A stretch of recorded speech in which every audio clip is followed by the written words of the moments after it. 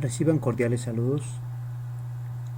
En este momento vamos a desarrollar la presentación sobre nomenclatura de las sustancias químicas inorgánicas, perteneciente al campo disciplinar Ciencias Experimentales. Vamos a desarrollar, por lo tanto, las funciones químicas, es decir, vamos a aprender, básicamente, a dar nombre a las sustancias químicas. Primeramente vamos a analizar qué es lo que vamos a ver, qué es lo que vamos a desarrollar en este pequeño video. Primeramente, como decía hace un momento, sean ustedes bienvenidos. Vamos a tomar las cosas con calma. Tenemos que saber que no solamente tenemos que ver un video, sino desarrollar muchos ejercicios, mucha práctica, y por medio de la práctica es como finalmente podremos nosotros tener un buen desarrollo, un buen conocimiento de la nomenclatura de las sustancias químicas. Decíamos, ¿a qué campo disciplinar pertenece? A las ciencias naturales, a las ciencias experimentales, a química específicamente. Y muy bien, pues bueno, vamos a desarrollar el tema. Para desarrollar este tema, es decir, para darle nombre a las sustancias químicas, existen básicamente dos caminos que podemos seguir. Primeramente, estudiar las funciones químicas, que son 8, las básicas, o aprender a usar las tablas de cationes y aniones. Sin embargo, si seguimos el número 2, aún tendríamos que conocer básicamente las funciones químicas. Las funciones químicas, decíamos hace un momento, son 8, y estas son óxidos, hidróxidos, anhídrido, oxiácidos, hidrácidos, sales, sales aloides e hidruros. Primeramente, y antes de empezar a desarrollar estas funciones químicas, tendremos que definir qué es un grupo funcional. Un grupo funcional lo podemos definir como un átomo o grupo de átomos que caracterizan a un compuesto químico. Y un grupo de compuestos químicos que funcionan bajo el mismo grupo, con el mismo grupo funcional y que tienen las mismas características, recibe el nombre de función química. Empecemos entonces con los óxidos. ¿Qué serán los óxidos? Los óxidos son el resultado de la reacción química entre un metal y el oxígeno. Existen una serie de leyes que tenemos que cumplir para nosotros poder caracterizar, poder dar la fórmula y poder dar el nombre de algunos compuestos químicos. Específicamente en este caso, los óxidos tenemos que tomar en cuenta, tenemos que recordar que el oxígeno siempre debe trabajar con una valencia de -2. Cabe señalar en este momento que tendremos que diferenciar también entre valencia y número de oxidación. La valencia, hay que recordar que es el número de electrones que se encuentran en el último nivel energético de los elementos químicos. En cambio, el número de oxidación es el número de electrones que se intercambia en una reacción química.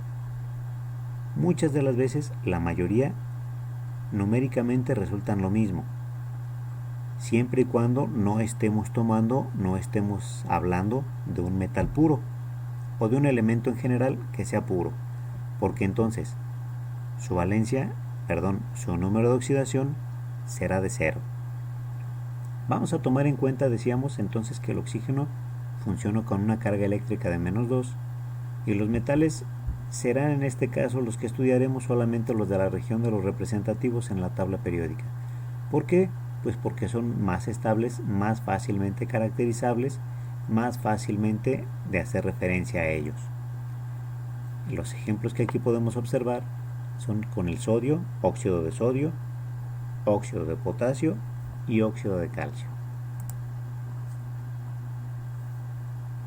Los hidróxidos son el resultado de la reacción química entre los óxidos y el agua. También pueden generarse con la reacción química entre un metal, básicamente y de preferencia entre alcalinos o alcalinotérreos, con el agua. El grupo funcional de este conjunto de compuestos es el OH, juntos, que funcionarán con una carga eléctrica de -1. La nomenclatura es muy similar a la anterior.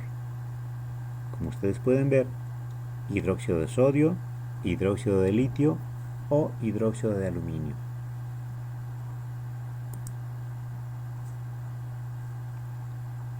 Los anhídridos. Anhídrido básicamente significa seco, literalmente quiero decir. Esta nomenclatura está en desuso. En la actualidad se les conoce también como óxido no metálico y son el resultado de la reacción química precisamente entre un no metal con oxígeno.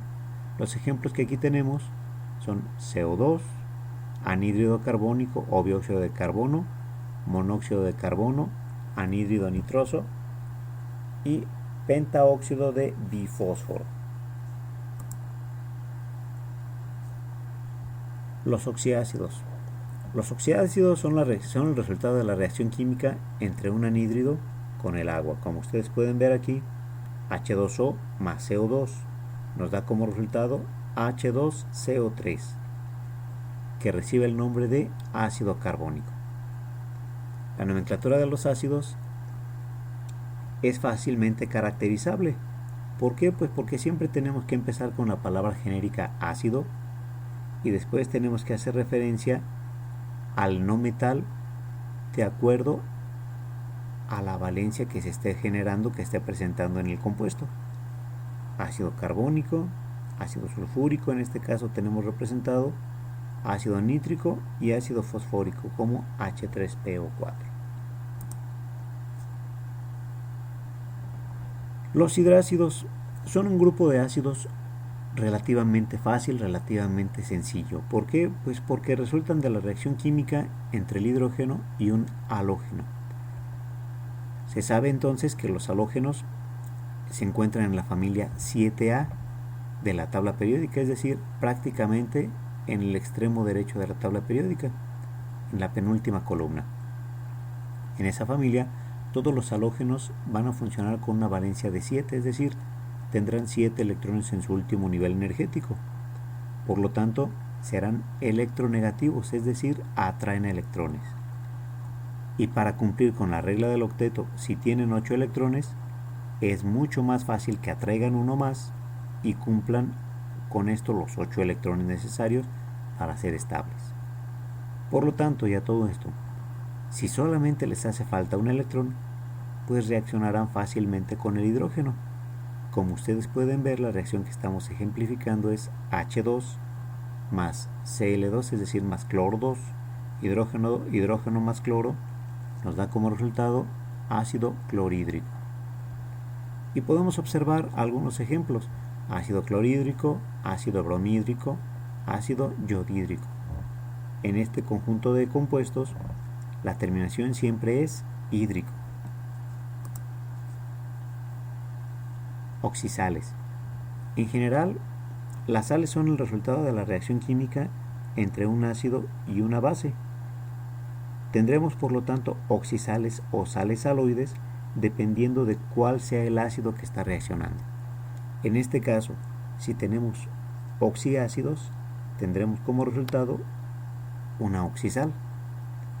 Para la nomenclatura de las oxisales, resulta también fácil tomar como base la nomenclatura del ácido. Si este ácido tiene como sufijo o terminación ico, al ser una sal cambiará a ato. Si es un ácido que tiene terminación o sufijo oso, al ser una sal cambiará a ito.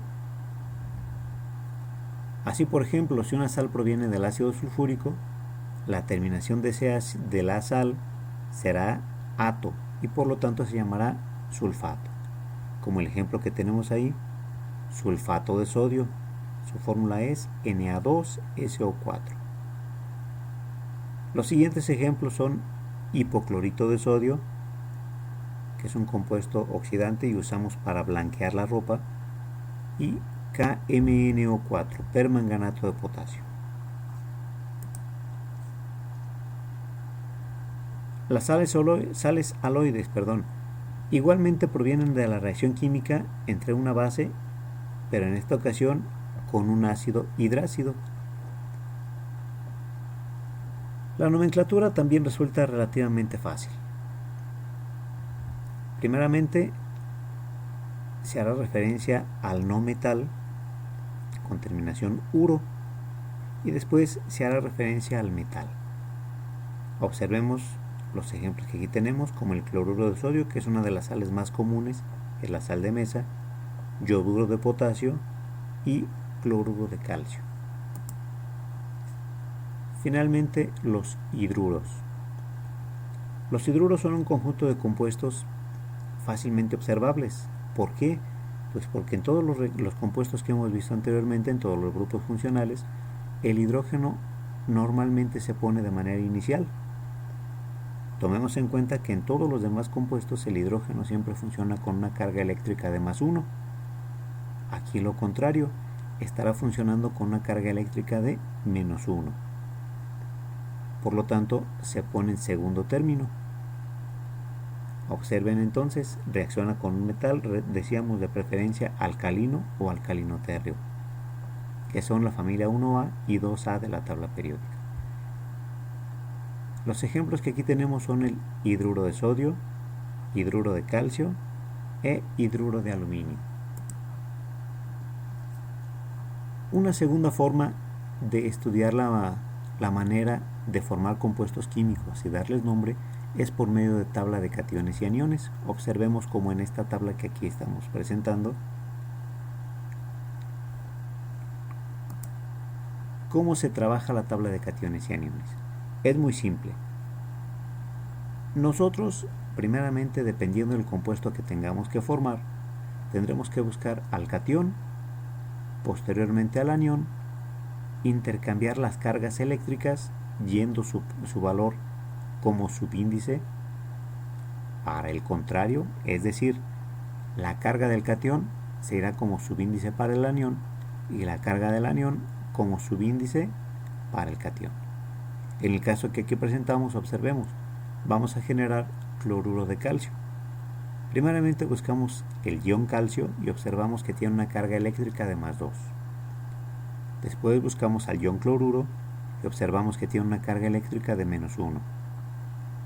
Por lo tanto, al intercambiar y entrecruzar las cargas, la fórmula me dará CaCl2.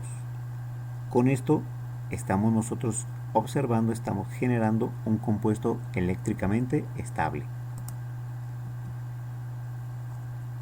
La bibliografía que se recomienda para aprender más sobre este tema es un libro llamado Introducción a la nomenclatura de las sustancias químicas, Peterson, de editorial Reverté.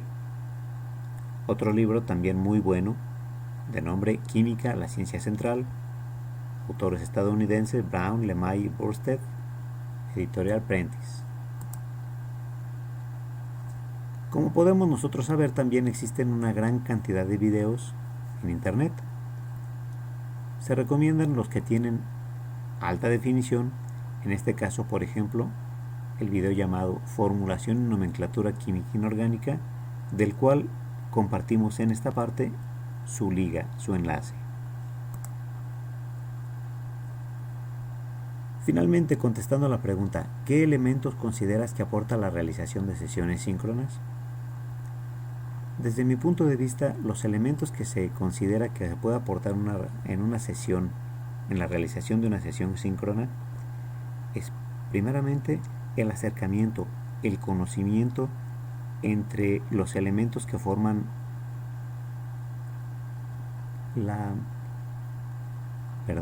primeramente decíamos, el acercamiento entre los alumnos y el facilitador.